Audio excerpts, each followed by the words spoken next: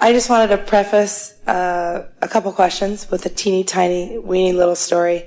My friend Fred turned me on to Hicks, Abraham, probably about a year ago, and I thought, this is a bunch of hogwash.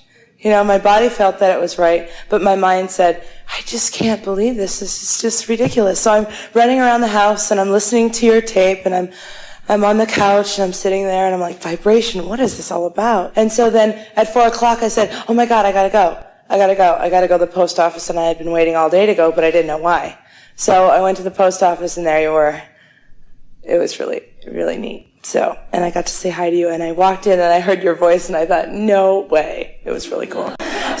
Anyway, I have a couple of questions. That's powerful attraction. Oh, it was huge. It was so huge. So huge. So thank you for that. Well, we hang out everywhere we can. Yes. I know. Fred was so amazed. Anyway, the first question I have is, if I want to heal myself of bipolar disorder, no matter what, can I do it? Is it possible? Yes, if all the doctors say I cannot, and years ago when I got off my medicine, let's say 7 years ago, when I was experimenting and didn't want to accept that I had this label, I ended up in the hospital many times, and it was very painful. So I guess my first question is do you believe that I can heal my bipolar disorder? Absolutely. Talk to us about how it manifests. Well, I'm on medicine, so it doesn't get to come out very often. Then is it an issue? That's the second part of my question. I'm doing great on the medicine, so should I just keep taking my medicine and what the hell, and live like that? Here's what we would do. Okay. We would continue the medicine feeling appreciation for the balance that it provides for you. Right. And at the same time, we would identify what our strong desire is. In other words, your desire is to be what? I'm a singer, and when I get up on a stage, it's to be just like my old self before I got manic. What is that?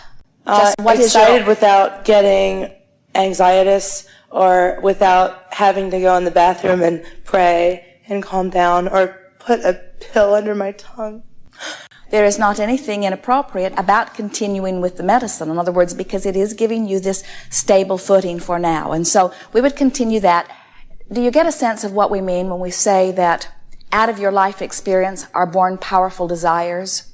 And so when you, through life experience, come to conscious awareness of things that you want, there's a vibration that activates within you that's very powerful, and that's what the vibration of desire is. So when, however it happens, you give birth to some powerful desires that you, for whatever reason, for whatever other influence in your life, aren't believing, then there's this really strong tug of war that's taking place within you.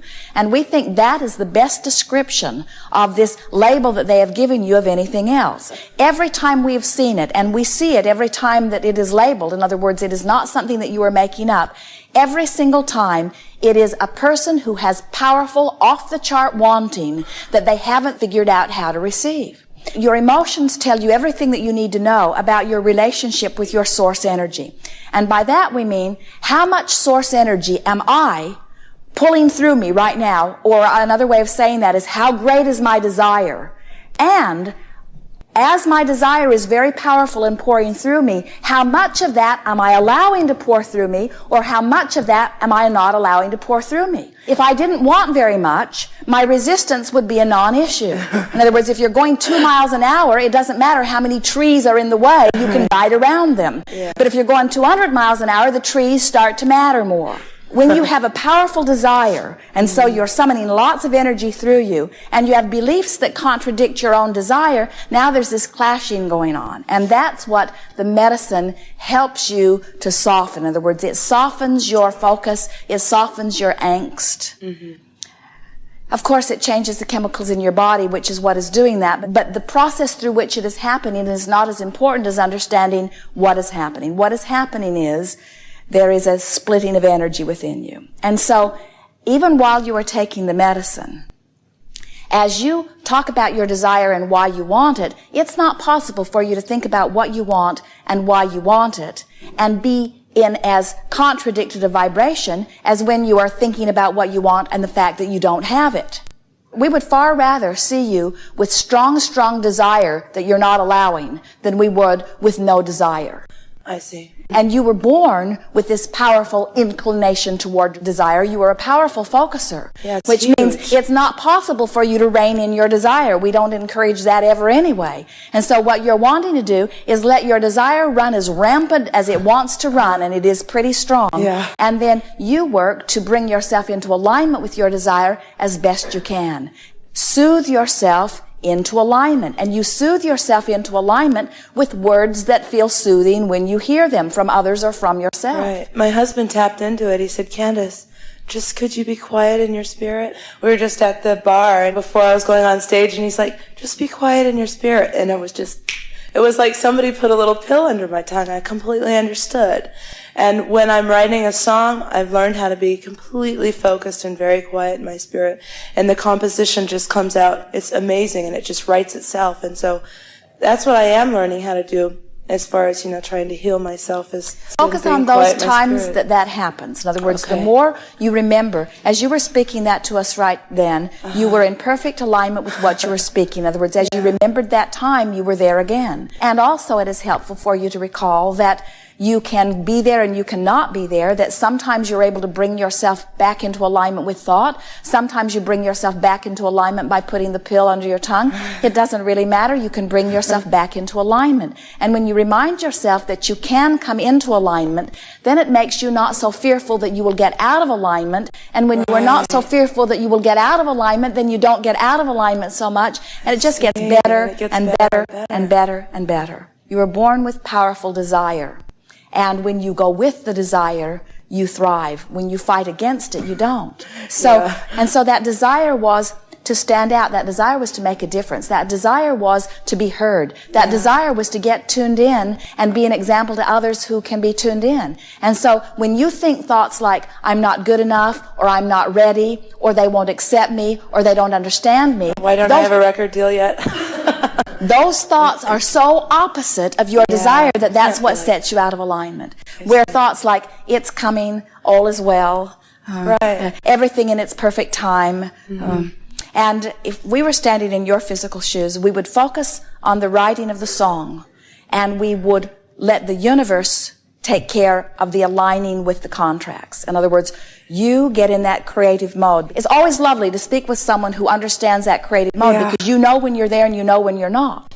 And when you're there, you're in that place of allowing. So what we'd like to say to you is you want to get into that place of allowing relative to your record contracts too. Write a song about your record contract. In other words, get into I just finished it. It's called The Jet Plane Takes Off, and it's about what you teach. So perfect. I got it. Okay. I think you say genius is focus. Does focus take practice, or is it just something you pull out of the sky when you're letting it in? Focus does take practice. What focus is isolating a vibration from a maze of vibration and focusing upon it long enough that it becomes a dominant vibration. And so sometimes, because you are a very energetic person who's eager about a lot of different things, you have a lot of active vibrations in your experience. And it's possible for you to have many things that are moving forward all at the same time. But if there is something that is bothering you that is getting quite a bit of your attention, sometimes it causes the dominance of your vibration to be not in a place of letting in the other things that you are wanting. Right. You've been letting the universe know in lots of different ways what you want. And you do not need to sit down right now and say, I want this, and I want this, and I want this, and I want this, because you've done an excellent job through the contrast that you've been living of pointing all of that out. Now your work is to get into a place where you're a match to what you are wanting. You're a match when you're feeling good. You're not a match when you're not feeling good. And so that worries you because you say, but when I don't feel good, I really don't feel good. And we say, but what that means is you really, really want it. In other words, that's good news, not bad news. I see. You see. Okay. Just relax more. Be more playful about it. Continue to take your medicine at the same time that you continue to acknowledge that you don't need it. Let it be something that's like a friend that helps you along the way. Don't push against it. It is a friend, not an enemy. And and give yourself as much time in the creative phase as you can, because when you're in that creative phase, that's when you're in your place of allowing. And so Do you find that you can achieve that almost any time you sit down to do it? Oh, yes. You know how to do it relative to the creative music. Now get into it relative to anything that you desire. You could pet your cat. You could never think another thought about any of this, and the universe will yield you a contract. And the time it takes between now and when the contract is yielded has to do with how many thoughts you have that are worrisome in nature that keep that from happening. The well-being is on its way to you unless you do that thing you do. And the good news is, every time you do that thing you do, you feel negative emotion. So negative emotion is not an enemy or not a bad thing. It's your friend. It's saying, hey, what you want is on its way to you, but you're slowing it down just a little bit by this train of thought. Right. Would you like to choose some different train of thought or no train of thought? You see. So when somebody says to you, you're 33, you better hurry up, because if you don't, my mother says, well, that's just ridiculous. You need to think of maybe going back to college, or, hey, I just opened for Coolio at the Mint in LA. Oh, that's great, honey. Hey, la la la la la, and she's talking about something else. So, and then, somebody from a record company says, well, you have talent, you're an amazing composer, and you're this and that, but, geez, you're really getting up there in age. Because I've listened to you and listened to your tapes and everything and read your book, and I don't necessarily get keyed into that so much, but still the little devil goes, huh. You might say something to them like, are you saying that the entry point has to be a certain age? Because there are a lot of people a lot older than I am that are still at the top of their game. So is the age thing just about the entry point, or are there some other qualifications that I'm not aware of?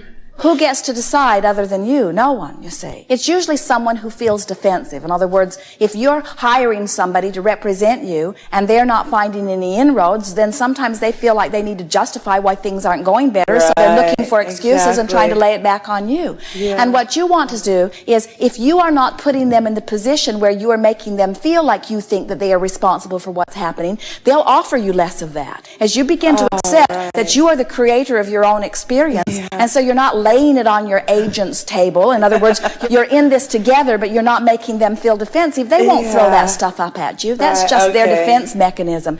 Just laugh and say, oh, there's been a lot older buggers than me making great success. Now get off of that and let's move on. Right. Be playful about it. Okay. Because age has nothing to do with anything. Everything is about vibrational alignment. What we notice as we watch you, as you are moving through time, all of you, as a mass consciousness, is that the majority of your desires are happening early on in your life. And if you are in a place where you can allow it, then much of your success comes very early in life. And there are people who will say, if your success does not come early, then it will not come. And the reason that they say that, from what they observe, is because mostly they're not really allowing themselves to want only when they are young. And usually by the time they are older, they've blocked off most of the allowing anyway. And so they're not wrong in their observation. In other words, that is the usual rule. But that is not who you are. In other words, you're going to keep wanting long into your 80s and 90s, and you're going to allow long. In other words, age is irrelevant. It doesn't have anything to do with it. And so if somebody says that to you and you want to be playful to them, just say, oh, I think that what you're getting at is that young people are usually more eager about things. But you'll never find anybody more eager than I am, say to them. That's right. Yes. Last one. Thank you very much for that. That made me feel very, very good. My friend, she doesn't drink alcohol. Most of the time when I've been around her, I wanted to really drink up. I don't know why. In the past, I've had a label as a rebellious spirit. Maybe that's why. But I don't understand why. Because usually when I'm around my other friends, we have a great time, and there's not that thing. But every time my girlfriend from AA comes down, I have to obliterate myself until I am sick the next day, and I'm looking like a jerk to her, and she thinks I need to go to AA, but when I'm around my other friends, I can have a great old time and have a couple drinks, and what is that?